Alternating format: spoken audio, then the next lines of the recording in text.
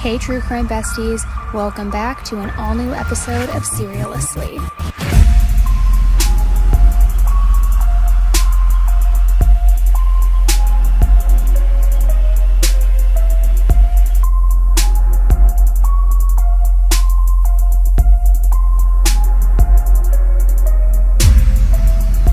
Hey everybody, welcome back to an all-new episode of Seriously with me, Annie Elise, where we are talking all things true crime. Now buckle up, because what we are talking about today is a wild one, and it is one that I first covered on the podcast a couple of weeks ago. I covered it on the Thursday episode, or maybe it was a bonus episode, I can't remember. But as a reminder, if you're watching the YouTube version of this, I do release an additional episode every single week that is exclusive to the podcast, that does not get cross-posted on YouTube, and that's where this initial case was discussed. But I still am getting so many requests from you guys to cover it. There's more updates that have been coming out. I mean, it really is something that just kind of makes your brain spin. So here I am, talking about it on one of our main episodes. It will be cross-posted to YouTube as well, but we've got a lot to talk about. So it is the death, if you haven't guessed by now, of Mica Miller out of North Carolina. There has been so much information coming out the last couple of weeks, and I'm sure that there will be even more information coming out in the near future, but I wanted to just jump in here and give you guys a rundown of all of the facts of this case so far. Because when the news of Mica's death came out, details regarding her marriage and the history and the backstory, the details were released, and many people believed that Mica had been murdered. However, we now know that police have officially ruled her death as self-inflicted, but there still is an argument out there that no, this wasn't at all. This was involuntary manslaughter. She was driven to do this because of the abuse, the anguish, the manipulation, all at the hands of her husband. Now, I will say this case isn't the type of case we traditionally cover on this channel. We usually cover murders, big cases like that, actual ones where we know that there has been some sort of crime. However, Mica's story is important to talk about for a multitude of reasons. Her situation really does highlight the reality of domestic violence. It highlights the dangers in certain relationships, the mental toll that it can take on these people, and how it can truly lead to devastating outcomes. I also, not for nothing, think that it's really important that we talk about all of these details, because what if, not to cast blame on her husband for saying that he's the root cause of her death, but if all of these abuse allegations are true, he's definitely not a great guy, but I think it's important to highlight all of this, because if there is a chance that her death could be ruled as involuntary manslaughter and somebody else can be held accountable, we should be talking about why people think that might be the case. And some of the updates, guys, I will say this, the FBI is now apparently investigating this. There is the possibility that somebody else may be held accountable. There's more information coming out that shows an even more peppered and checkered past of her husband than we ever knew. And it looks really, really bad. So today we're going to go over all of the facts, everything that we know so far, as well as some of the theories that people, including Mica's own family, have on this situation, and we're going to get right into it. But before we go into all of the updates, I do want to give a little bit of a backstory on what the situation was, so that if you're a brand new listener and you've never heard about this situation in this case before, you have the full total comprehensive story. So if you are familiar with this case, and if you've listened to my previous episode, you might be hearing a little bit of the same information twice, but I really just want to tell the entire story as a whole from start to finish. So bear with me. So on April 27th, 2024, police were called to Lumber River State Park in North Carolina. There, they found Mica Miller's body. Now, Mica was only 30 years old at the time of her death, and Mica was married to Pastor John Paul Miller. He was a pastor with the Solid Rock Church in Market Common, Myrtle Beach, South Carolina.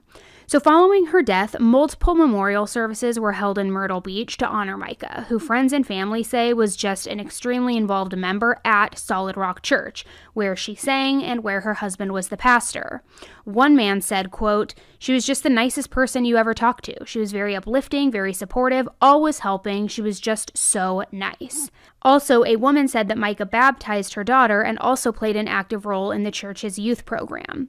So as police quietly began an investigation into Mica's death, the news of her death initially shocked everyone.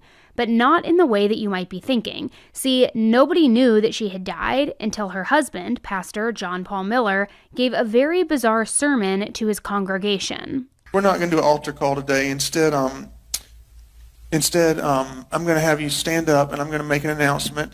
And after the announcement, I'm going to ask that you leave church quietly and don't talk about the announcement here in the building, please, if you can. So y'all can stand to your feet. Before I make the announcement, I also want to say that my request to you is that you will continue to come to church and serve and give for the next little bit, because I don't want to have. I'm taking a little bit of a break, and I don't want to have to worry about the church. My break may be a few days, a few weeks, I don't know. I got a call late last night. My wife has passed away, and it was self-induced, and it was up in North Carolina, and we're gonna have a funeral for her next Sunday here at 3 p.m. And so it's all I can.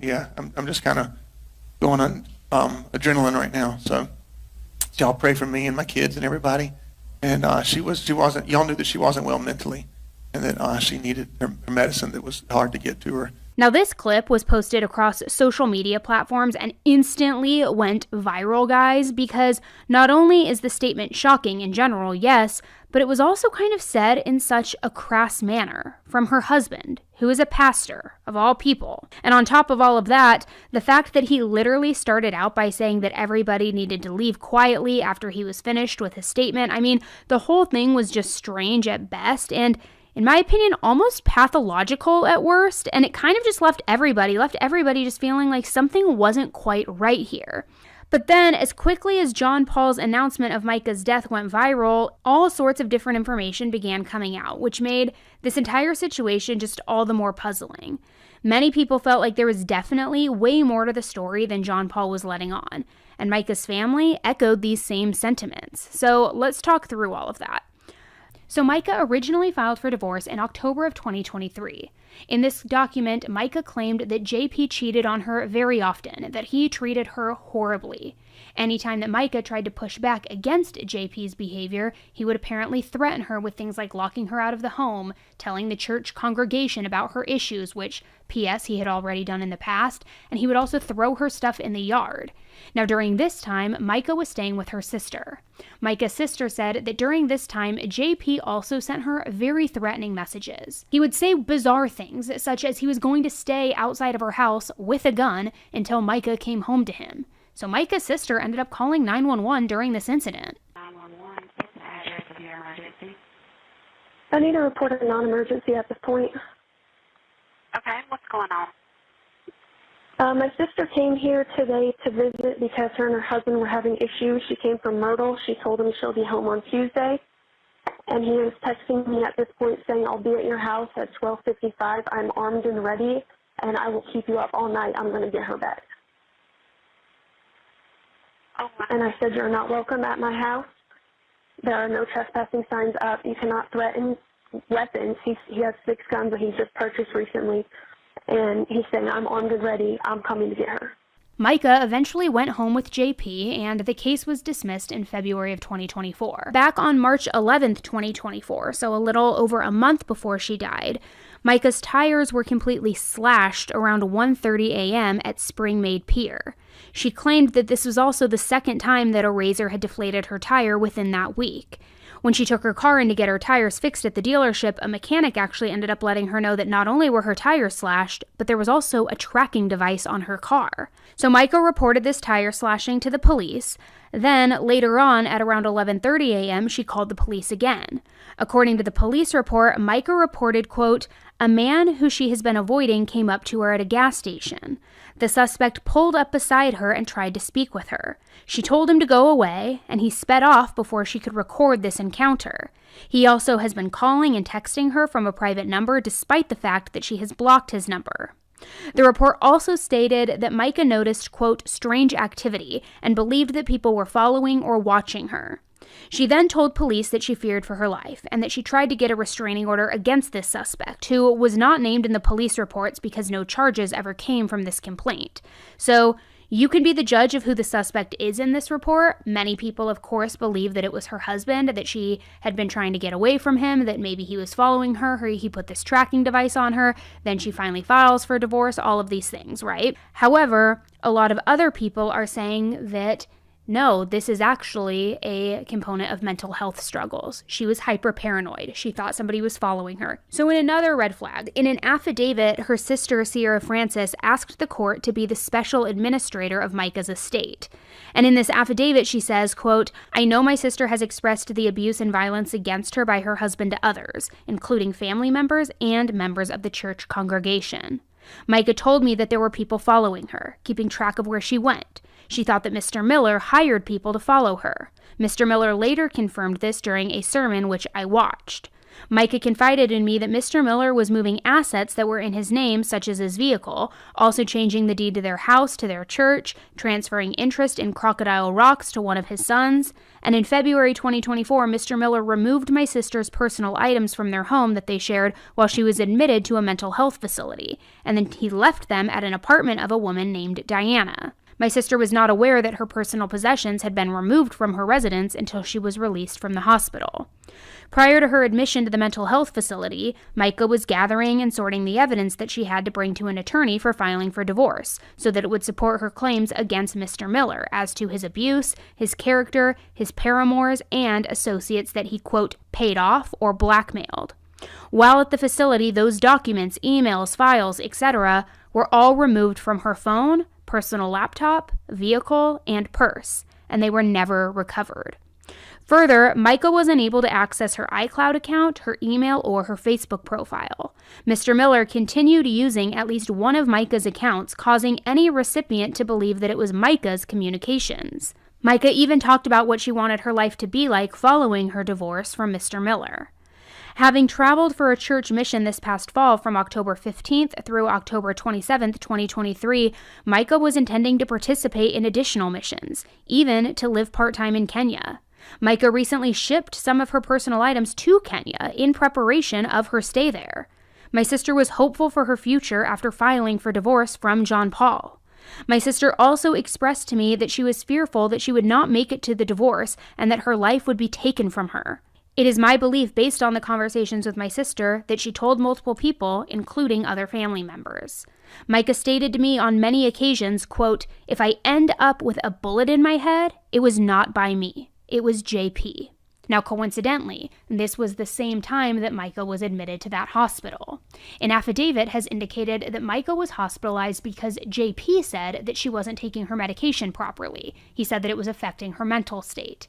Now, Mica had been taking lithium to treat her mental illness since back in 2017. JP said that Mica hated taking her medication, though, because it made her gain weight, it made her slur her speech. He also said that she was being influenced by her church friends, who said that they could just pray her illness away. So because of this, JP said that Mica was having psychotic breaks, and thus she needed to be hospitalized over it. JP had the power of attorney over Mica's care, so he's the one who hospitalized her in February 2024. But was this payback? Was this truly for her well-being? A lot of people wondered what the truth was. What was the real motive behind this? Now, while she was in the hospital, JP also took her purse and her car keys. Then he went to go find her car, which had been left in a parking lot. And JP said that he did this because he was worried what Mica might do when she left the hospital. See, according to him, she was prone to these manic episodes during this time of the year.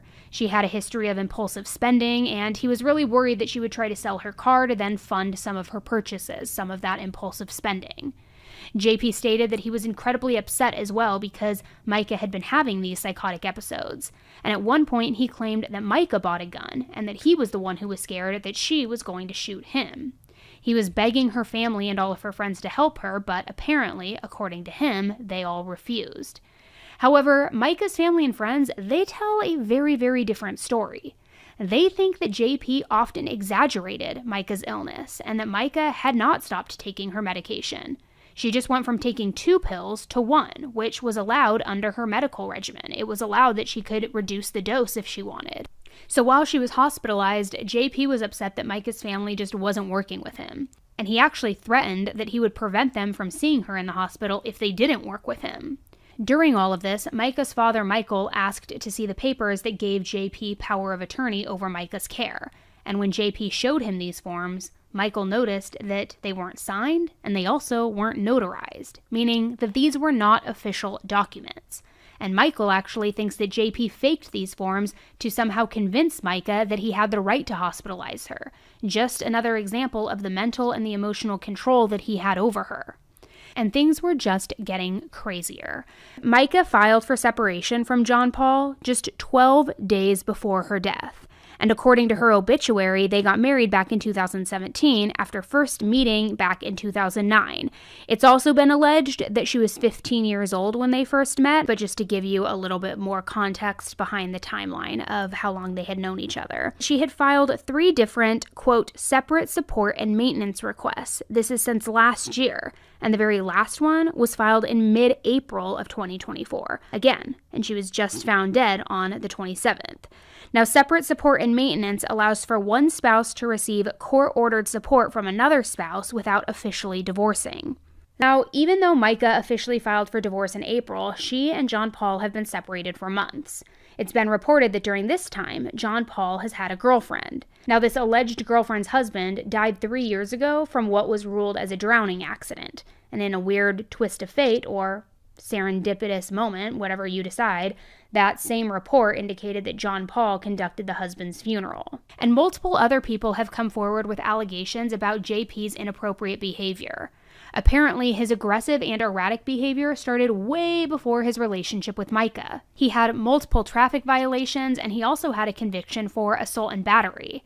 In 1999, he hit a woman with his truck, twice. Then he dragged her down the road. Then, disturbingly, it gets even worse. In 2017, an affidavit says that JP's ex-wife stated that JP admitted to having sex with church members who were younger than 16 years old. He also admitted to being addicted to sex workers, and apparently he also was having an affair with Mica in 2015 while she was still the family's babysitter.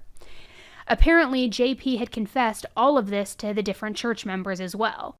But instead of removing him from the church, they just said, no, you just need counseling. However, JP refused the counseling, which then angered many of the members of the church congregation, and that caused them to leave the church entirely. So John Paul was previously married and had 5 children before marrying Mica. According to friends and family and even church congregation members, John Paul actually met Mica when she was 14 or 15 years old in that youth group, as I previously mentioned. Now, it's been reported that at the time, he was actually the leader of that youth group, and that this was during his previous marriage. So some people believe that he allegedly groomed her before then marrying her later on when she was legally an adult. And to level set the age difference, John is 44 years old now, and Mica is 30 years old, so back then he would have been around 28 years old when she was 14 or 15 years old. Certainly too old to be dating a 14 or 15-year-old. Now, in another unsettling piece of information, one of John Paul's exes posted on Facebook about a similar situation. Again, this is according to a Facebook post, guys, so take it with a grain of salt because I haven't been able to 100% verify the information. But in this post, she reads, and I'm going to read it verbatim for you because she hashtags this post with Justice for Mica. She says, while posting updates, I'm going to speak out on the Mica Miller case. I am an ex of John Paul Miller. I was 14 years old and he was 19 years old. I was a child at the time, but I didn't see an issue. But at 19, obviously he should have. We dated for a year and I found out that he was dating his first wife, Allie, while we were together, all unbeknownst to her. She later found out and he lied about it, as he continued to do about the multitude of infidelities the remainder of their marriage. This has been hard to watch and keep quiet about, but I feel it's time to be transparent about it. I attended and graduated from Grandstand Academy, later renamed Cathedral Hall Academy, the church and school his father founded and was headmaster of, which later became Solid Rock. I dated John Paul and dealt with a small amount of his abuse comparatively. JP also contacted me inappropriately after Allie finally left him due to infidelity. This was around 2016. He was not remorseful of his actions to her with others, was upset over the amount of people that left the church that hurt him financially, and was quickly shut down on my end. What I did witness with myself and my siblings as members in the church as teenagers is the overall abuse from JP and his father to others. I also visited many state parks with JP, visiting his dad because he loved state parks to, quote, reconnect with God. Myrtle Beach State Park is also where his dad was arrested for soliciting gay sex. You can look that up publicly. The fact that Mica was found in a state park only brings me back to this family.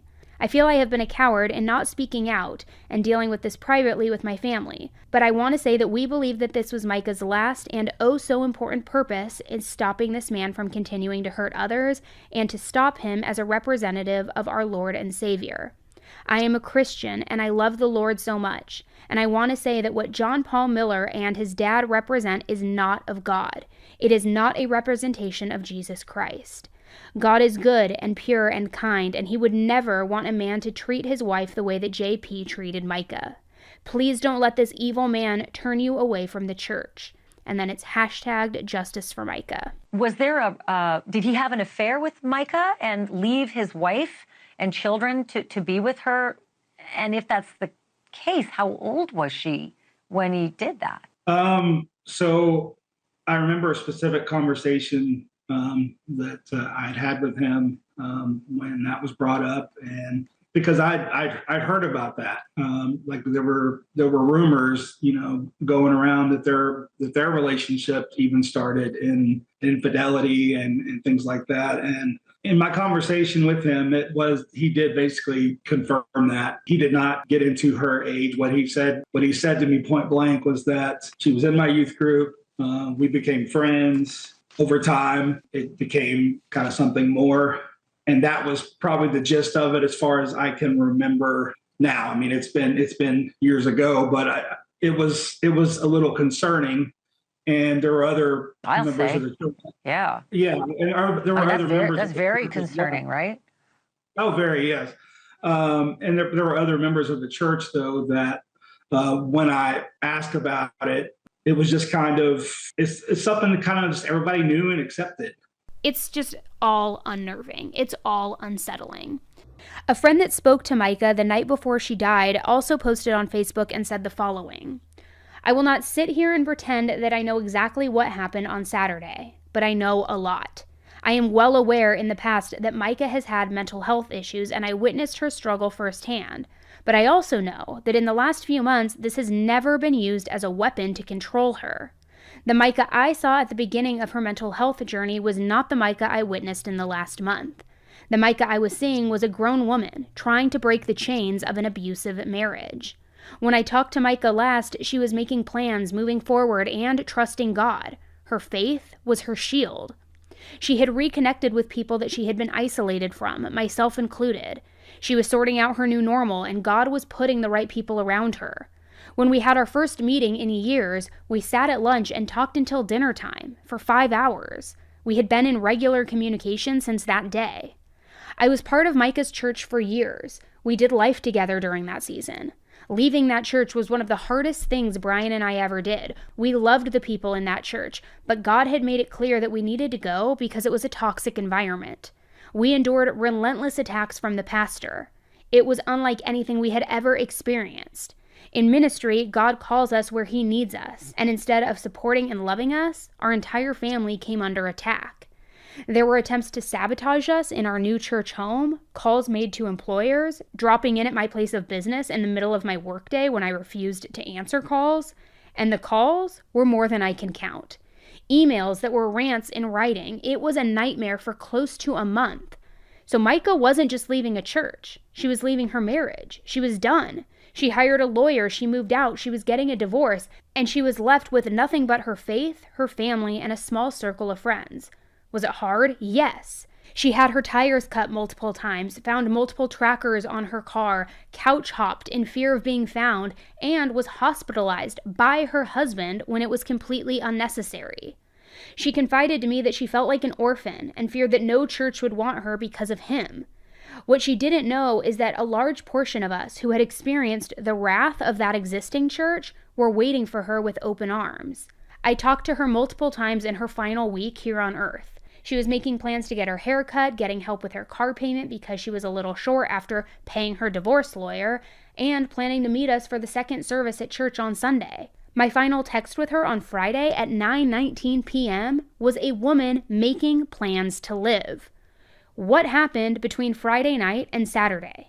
I was so overwhelmed seeing two certain people on the news last night trying to minimize Mica by painting her mentally ill and crying like they were currently present in her life. So guys, that post was obviously loaded for a multitude of reasons. Not only was she saying that she was texting with her up until she was then found dead and that Mica had been making all of these plans to live and to live a more happy life, but she's also saying that she had witnessed abuse firsthand from the church, the wrath of the church, as she calls it, the wrath of JP, John Paul, the pastor. And guys, there are so many stories out there about JP's awful behavior. Few of them have been confirmed. However, we do know that he has a history of reactive behavior against Mica.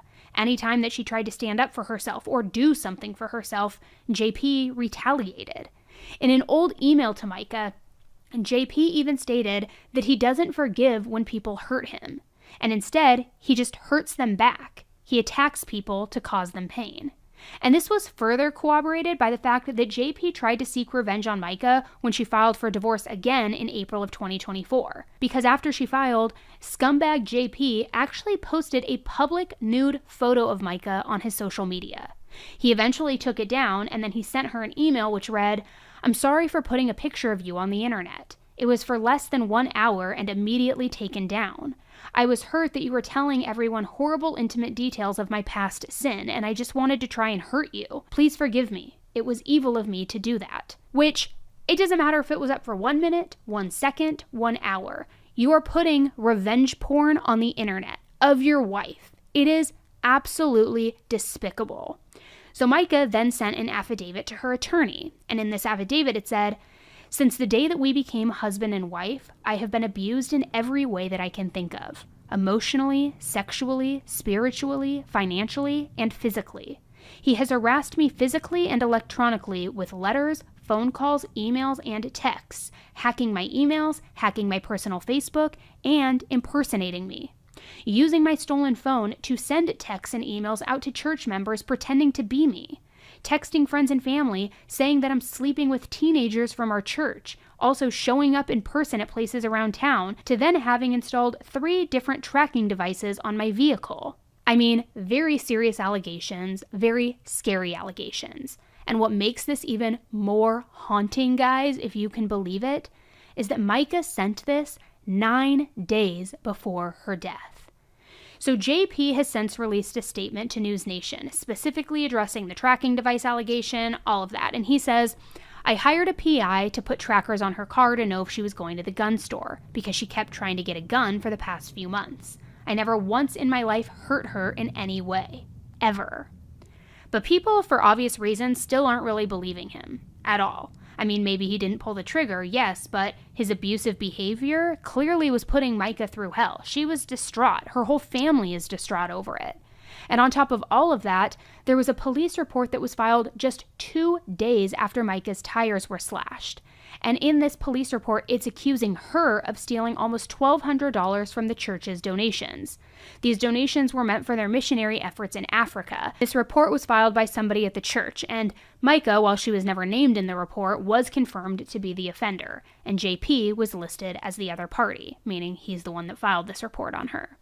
The documents had alleged that she had done these transfers via Zelle and also via the Cash App, and that she had also taken out cash donations and put them into her personal account. However, on April 8th, the investigation was closed because there was no probable cause showing that she had actually done this, and the city attorney even said that this was a civil matter between 2 parties. So to me, at least, it seems like more likely like he was just kind of on this controlling rampage, that after he slashed her tires, after she noticed the tracking device, she realized she was in some serious trouble, so she was trying to gather some money to then be able to escape his grasp, and he didn't like that. He didn't like that he was losing control. I also think that it was mainly for control and revenge because, according to documents, she did have access to those funds. It wasn't as though she was stealing it. And that seems to be proven considering that they had a post-nuptial agreement that was drafted in February, which said that Mica was entitled to the African missions, to the Dare to Care mission, and to the bank account at the South State Bank. Now, it doesn't seem like the agreement was actually filed. However, it was drafted and signed. So it makes me wonder, if you had that agreement in place, why would you go to the police accusing her of that? It makes no sense. Unless, of course, again, it was for control and revenge.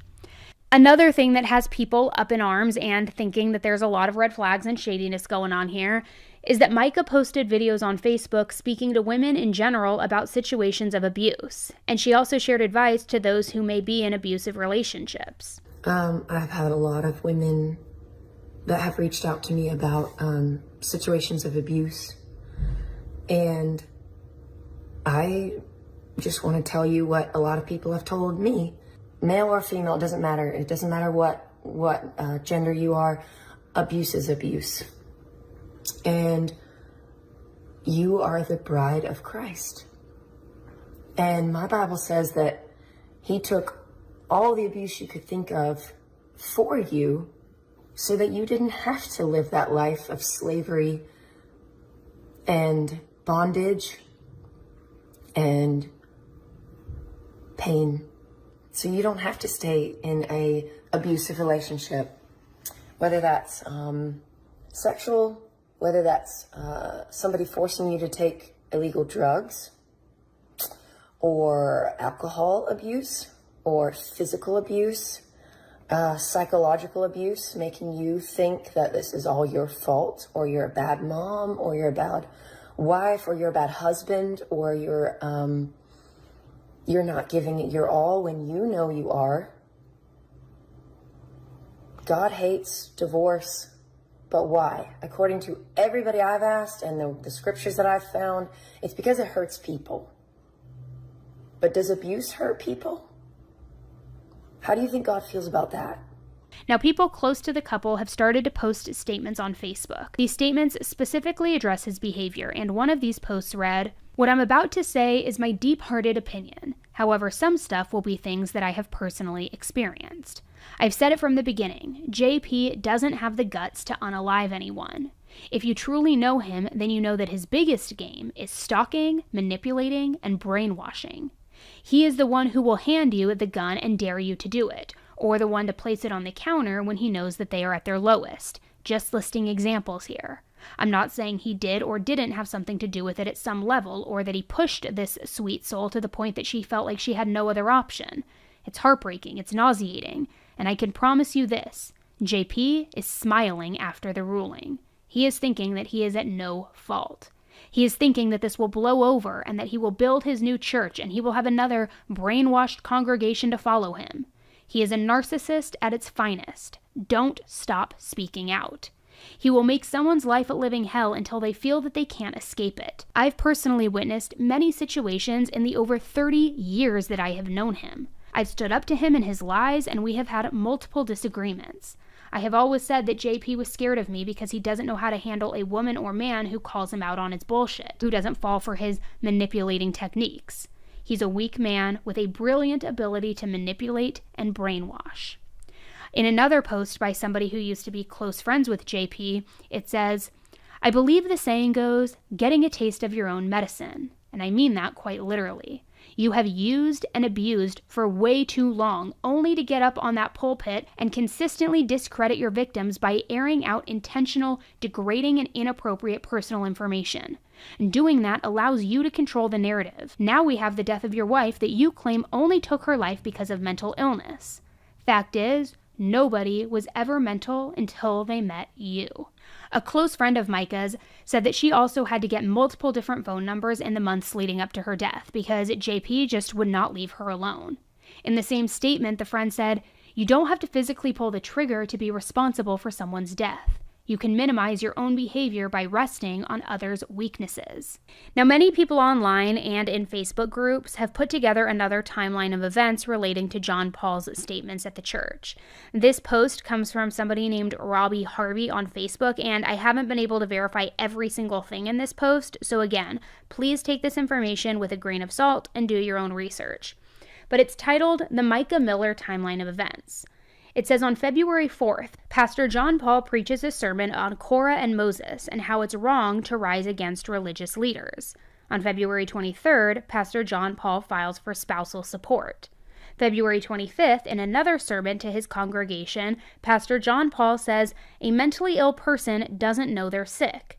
Quote, you have to trust people around you. The thing that's sick is your mind, and your mind is what you need to realize that you're sick."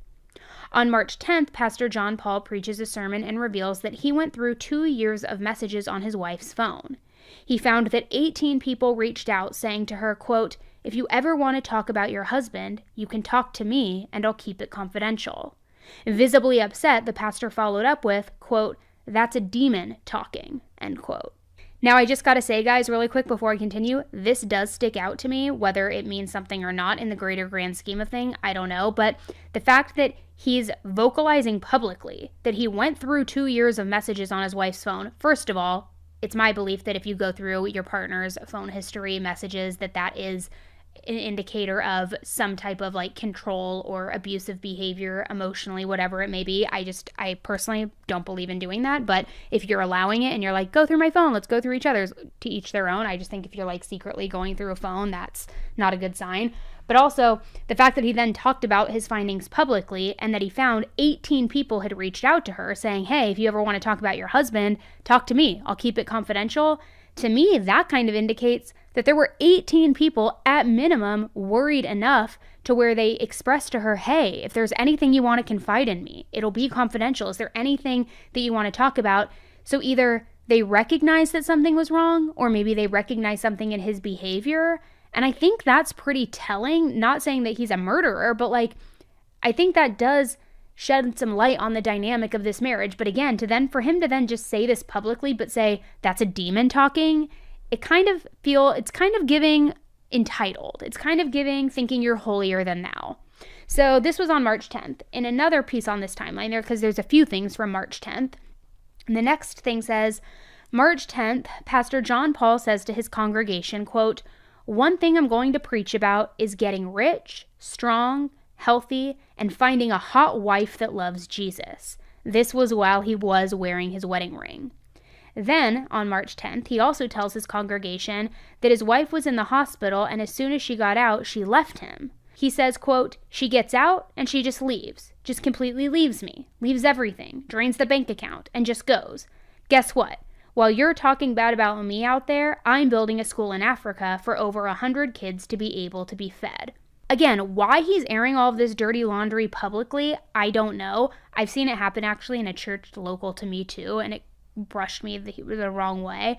But also, like, the fact that he's talking about how she leaves this hospital and then leaves him, drains the bank account, yet he's bringing it back to him and how amazing he is, being like, so while you're doing this, I'm building a school in Africa for over 100 kids so they can be fed. It's just like, it's giving, I don't want to say narcissist, but kinda? I don't know. What do you think? So then on March 12th, his request for spousal support was dismissed, but there's no explanation as to why. Then 5 days later, on March 17th, Pastor John Paul tells a story of a pastor whose wife left him for a member of his staff.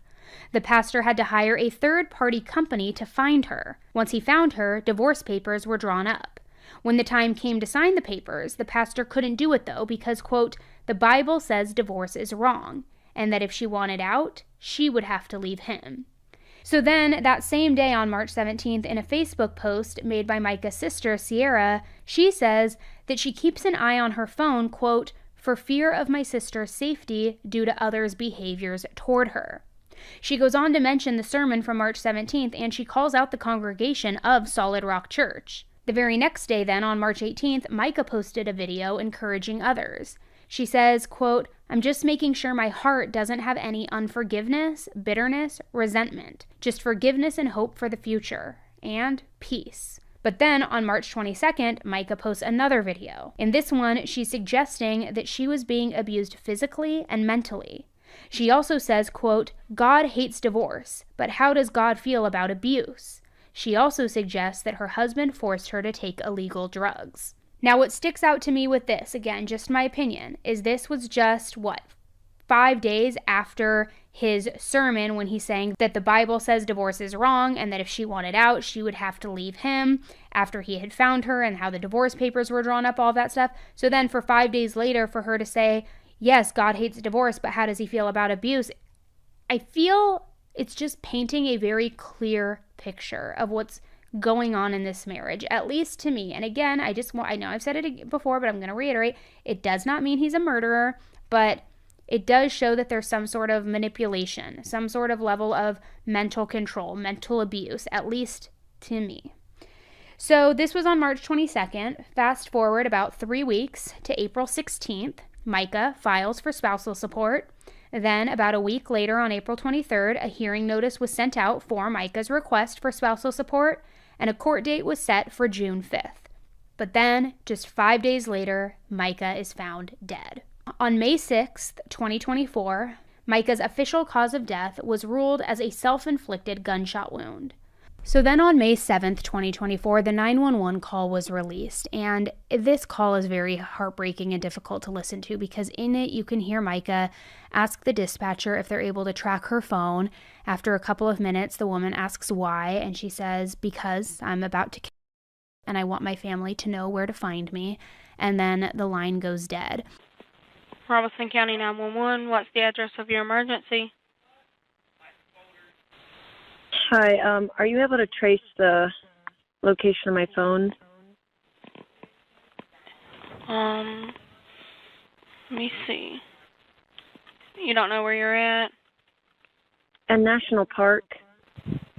I have my location on, I think, on my phone.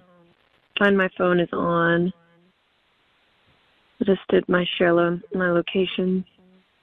Okay, I'm showing, I don't think you are in Robeson County. Are you at the Lumber River State Park? Yeah, that's where I am. Tell me what's happened. I'm about to, and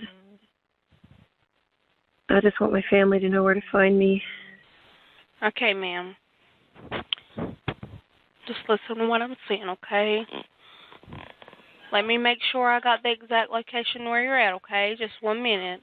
Shortly after this call was made public, the sheriff's office also made a post on Facebook that was public, and in it, they discussed the 911 call, about how it went to the dispatcher's office, and if it could be the call could be traced, all of these things, and then they go through the timeline of events after they recovered her body. They said that investigators located a SIG gun case on the passenger seat of the vehicle and a box of ammunition in the center console of the vehicle. They also found a receipt for that SIG handgun from a pawn shop and a receipt from a convenience store. Those receipts were both in the vehicle, and both receipts were dated from the same day of Mica's death, which was April 27th, 2024. During the search of the park for Mica, when they knew that the 911 call had come in, the investigators were approached by an individual who had found a bag near the water edge with an identification belonging to Mica. The individual stated that he had heard somebody crying and a gunshot while he was fishing. Shortly after, a body was located in the water and the victim was identified as Mica Miller. The SIG 9mm handgun was also located in the water at the crime scene during that initial search of the area. Her phone and her other personal belongings were also located, and there was a search of Mica's phone which revealed that she had conducted a Google search for national parks near me, and then the Lumber River State Park location was provided. So the investigators conducted several interviews, and they developed a timeline of events in relation to Mica's death. That morning at 11 a.m., Mica was observed on her Ring camera arriving at her residence in Myrtle Beach, South Carolina. About 40 minutes later, at 11:38, she was observed again on her Ring camera leaving her residence. At 12:12 p.m., she was observed on store surveillance walking into a Dick's Pawn Shop, which is also located in Myrtle Beach, South Carolina. A minute later, she's observed at the register, and she initiates the purchase of that gun. Then at 12:34, Mica is observed leaving the pawn shop after purchasing the gun and the ammunition. At 1:06 p.m., her Honda Accord is observed traveling on Highway 501 near 4 Mile Road in South Carolina. Then 20 minutes later, at 1:27, it's observed arriving at a grocery and grill located in Mullins, South Carolina. At 1:35 p.m., Mica is observed leaving the store after purchasing a drink and gas. Then, at 2:54 p.m., Mica makes that 911 call. So after John Paul's sermon, the one when he announced Mica's mental health issues and said that she died of a suicide, John Paul was released from his duties as a pastor, and a notice was sent out to the members of the church saying that John Paul was, quote, released for a time of healing, counsel, and guidance pursuant to our governing instrument. The Solid Rock Church website has also since been suspended. So while law enforcement officials have, yes, confirmed that Mica took her own life, people are of course convinced that JP pushed her to do so. Very recently, footage from the funeral that JP held for Mica has been released, and this funeral was held at Solid Rock Church on May 5th. Mica's family was not invited, but they were having their own ceremony for her at a local beach. But now, in this footage, people can't help but notice that JP was acting a little strange during his eulogy for Mica. Now, we of course can't judge people and how they grieve, but something about JP during his speech it felt off. He was shaking, acting erratically, he was talking all over the place. It wasn't a typical eulogy. He would go from complimenting Mica to then almost turning those compliments into insults or things that he didn't like about her. He would say things like, and this is paraphrasing, but Mica loved to travel, but I hated to travel. Mica loved to take pictures, but I hated taking pictures. Mica loved to talk all the time. I didn't. I often had to remind myself to listen to what she was saying. She loved tattoos. I hated them. She wrote poetry, which what kind of woman writes poetry? She loved to do dangerous things like skydiving, but I didn't, because what if I got hurt? She had all these big ideas all the time, but I never took her seriously. I just told her to pray about her ideas for a few days, because I knew that she would eventually forget about them. So the only time that he was really even complimenting her was when he was talking about all of the things that she would do for him. For example, he loved comic books, so she would dress up like his favorite comic book character. She'd also make him custom comic books. He said things like she was beautiful to look at, took great care of his kids, gave him great gifts, and did things for him at the church, even when she didn't want to do them. All of the things that he loved about her were things that he directly benefited from. But that wasn't even the weirdest thing. At one point, JP said that he visited the morgue multiple times so that he could see Mica's body. While he was there, he expected her to wake up, and at one point he says he actually tried to resurrect her from the dead. It really hadn't hit me. I've gotten to spend, as Christians, of course, we know she's not here and in heaven, and she's, worshiping and enjoying, and I hadn't even had time to look down here yet. But I got to lay next to her body and spend time with her body about 4 times this week, and each time it still didn't hit me. I thought she was going to wake up. I even tried to raise her from the dead one time this week, and that morning actually I went to the mall later. She had bought me this dog tag, and the chain broke, so I went to the mall to get it fixed, and I saw a female about 20, 30 feet in front of me, and she was wearing one of Mica's dresses, and she had the same tattoo Mica has on her arm and the exact same hair. And out of just instinct, I screamed, "Mica!" And the girl turned around, and it was one of her sisters. And I thought I raised her from the dead. She's alive, Then towards the end of his speech, JP was doing this combination of laughing and crying, which is honestly just eerie and very uncomfortable to watch.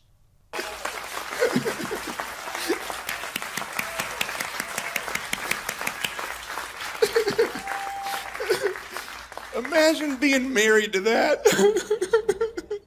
It was like that in our house all the time. Y'all stand to your feet, and Pastor Randall's going to close in prayer. Now, because so many people are still questioning JP and his weird behavior, his potential involvement, he ended up releasing a statement through his lawyer. The statement says, following the untimely death of Mica Miller, unfounded rumors and false accusations began circulating on social media and in various media outlets, suggesting Pastor Miller's involvement in her demise. This created a buzz, causing local and national news media outlets to begin profiting off of these falsehoods on a mammoth proportion. Our client refutes any report that suggests he ever abused his wife. However, Mica's family has also publicly stated that they do not believe JP, not at all. In fact, many members of her family are still not convinced that her death was self-inflicted.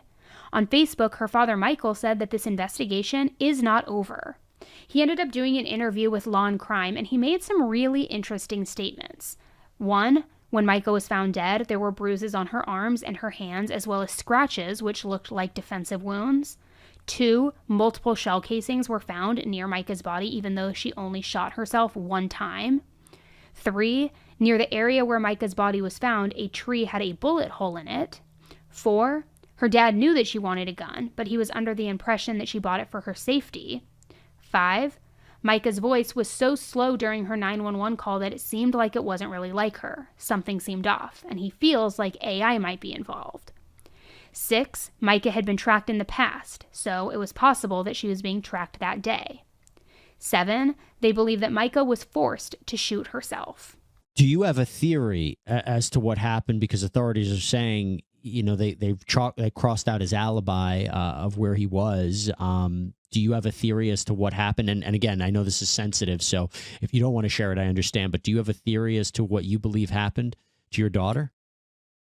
Okay, well, I'll share what we spoke to about with the authorities, the sheriff in North Carolina.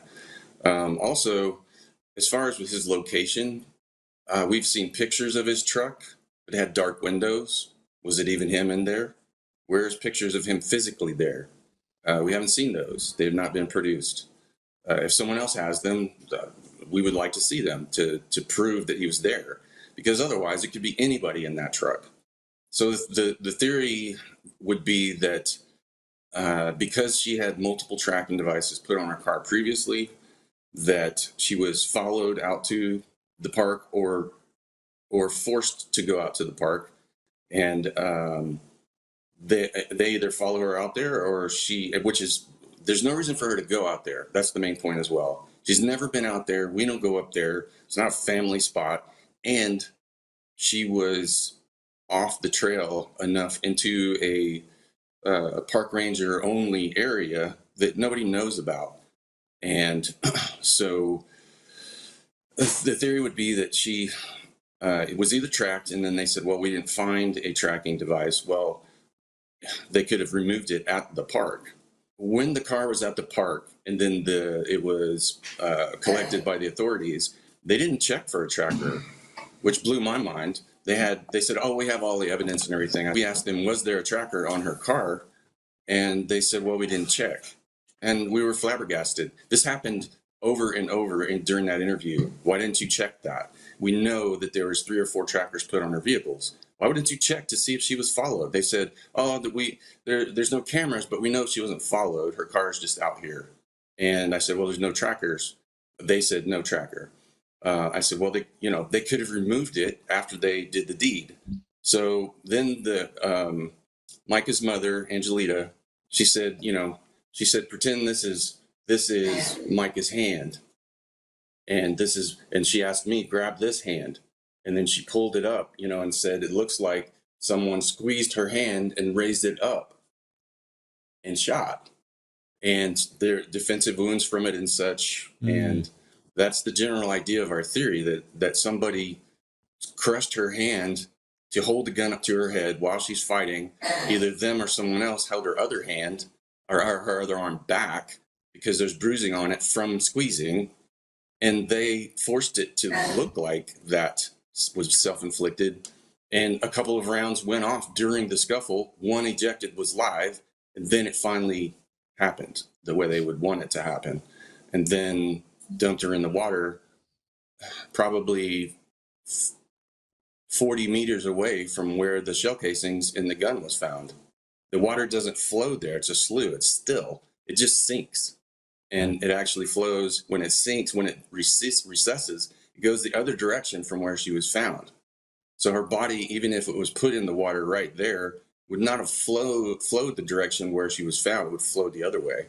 So it would be possible that the incident occurred right there, and the shell casings, and then the gun was dumped in the water right there. And then she was carried farther, 40 meters back, into a little bit more secluded area where she was found. Mica showed no signs of mental illness before she met JP. JP controlled many aspects of her life since she was just 14 years old. He had every way to control her, and he was very good at manipulating the situation. And she thought that he would be doing the right thing. She wanted to trust that Mr. Miller Jr. was actually doing the right thing for them, until she got away from him and had more time, when she spent more time with us. to peel off some of those layers and realize what was going on. And then she started becoming herself again and got a job and everything else, and was doing fine and was happy-go-lucky self again, excited about the future, and which is something he did not like. Just, just very terrible. There are these allegations that he groomed her. What do we mean by that? He had his sights set on her from a very young age. I would guess probably 14 years old, 14 or 15 when we first came to the church. And he made sure that he kept her exactly where he wanted her, to the point of who she married, what job she picked up after she was, 18. He got her married, and then he made her his secretary and his babysitter and his let's go to lunch person, and oh, you're so beautiful. A lot of people believe these theories, and people have noted that JP's lawyer specializes in AI and could have had a hand in faking her 911 call. Personally, for me, I feel like it is a stretch. I think it's a little too conspiracy, but some people think that you can hear another voice in the 911 call, but that voice is likely not coming from Mica's end of the call. Of your emergency. We have been reviewing the details of the Mica Miller investigation and going over the comments that you've left on our last video. Many of you have said that in her 911 call, before she starts speaking, you can hear a male's voice in the background. So we pulled that, isolated the audio, and this is what we found. Robeson County 911, what's the address of your emergency? Hi, are you able to trace the location of my phone? Robeson County 911, what's the address of your emergency?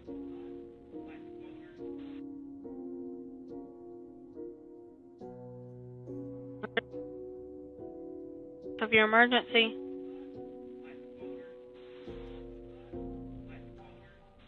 There's definitely a man's voice that can be heard in the background. Many people believe he's saying Mica Miller's name. See. We isolated that portion of the 911 call, and we cleaned up the background noise, enhanced the audio, and this is what we found.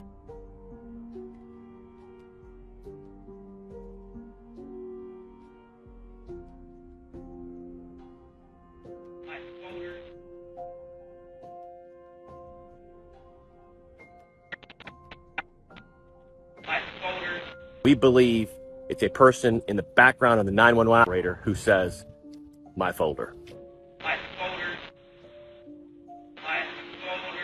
Robeson County 911, what's the address of your emergency?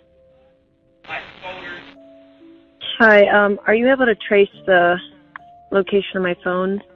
This is a really sad investigation all the way around, and our hearts go out to Mica Miller and her family. There are a lot of weird details that don't add up, but we don't think that this is one of them. Let us know what you think. We're going to stay on top of this. And apparently, JP has a boat that he keeps at his lawyer's house, which is where near Mica's body was found. So people think that they could have used that to get away. I mean, you really can go down a rabbit hole learning about JP, his family, his kids, etc. But as I said, these are all theories that don't really have a lot of factual information backing them up. It's just what people are saying. What is more likely is that JP's terrible treatment led to Mica's gradual mental health deterioration, and that eventually it caused her to take her own life. Many people are wondering if JP can be held accountable, and on Tuesday, May 14th, the county sheriff's office released a pretty surprising statement. They say that the county sheriff's office has been in contact with the United States Attorney Office and with the FBI in South Carolina, that they've been in contact since the early stages of the Mica Miller investigation. Based on the information gathered during the investigation and the jurisdiction reasons, the sheriff's office has requested the assistance of both agencies. No other information will be released at this time, though, and anyone with information pertaining to the Miller investigation in South Carolina is asked to contact the Columbia, South Carolina FBI office. And on that same day, the FBI confirmed that they had been consulted about Mica's case, but they're not confirming, denying, or commenting on the investigation. They can't say whether an investigation is underway or not. But in response to this, Mica's family lawyer released a statement which read, "The family is grateful for everything that everyone has done to help find justice for Mica. They are aware that the county sheriff's office released a statement about the FBI being involved. However, the family has no personal knowledge of the nature of any FBI investigation and therefore has no comment. Justice for Mica." So it seems like maybe an investigation is still underway. We don't know, but maybe they're also looking into JP and seeing if he should be held accountable for something. Although the family and attorney didn't have anything to comment about that specifically, we do know that they have been outspoken about other things given the interview that I talked about earlier, and also some things that the attorney has shared. Regina Ward is their attorney, and she said that an investigative report did not identify witnesses who corroborated JP's whereabouts, and also that no autopsy, toxicology analysis, or gunshot residue tests were performed on Mica's body. Regina was also working with Mica prior to her death on her separation, and she had just seen Mica on the 25th, 2 days before she died. In that meeting, just as others have said, Mica was giving no signs of wanting to end her life. Instead, she was working very hard toward living a life without JP. She never mentioned being single. She never mentioned going to North Carolina. She never mentioned anything that would seem off in the slightest. Regina said that she is concerned that the scene was investigated for the purposes of looking for evidence to support a finding of suicide, as opposed to investigating the scene. So obviously, this case is rapidly developing. I mean, there is new information coming out constantly, and her family does not want people to stop talking about this. They encourage everybody to use the hashtag #JusticeForMica, and they want more eyes on this. They want answers. They want to figure out what happened and is somebody else truly responsible? Again, not that they pulled the trigger, but did they drive her to this?